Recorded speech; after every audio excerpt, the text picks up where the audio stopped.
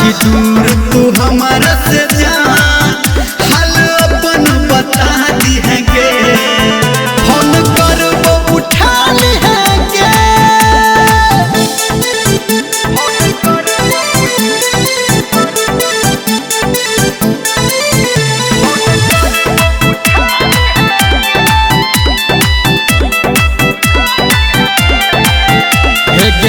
Photo भेजबो WhatsApp पे तो time निकाल के देख ली है, अपना दिल से नाम निशान हमारे नहीं तू देख दे है, भुला नहीं जाइए।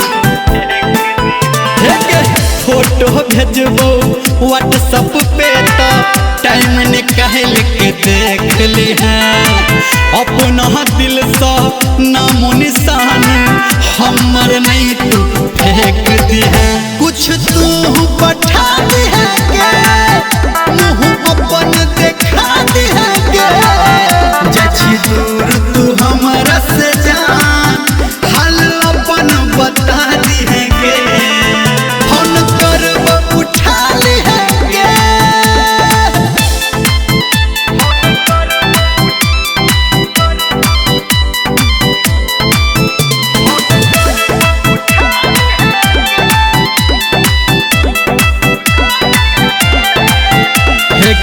मैसेंजर पे मैसेज करबो, मैसेज हमर पढ़ ली है, लिखल के सब धर्मेंद्र ने देख के आगा बैठ जाइ है।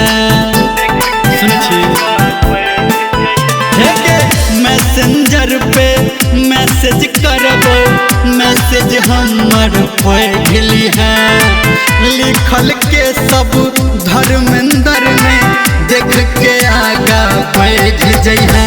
हम कनबो हंसा दी है गे, समझा के पूछा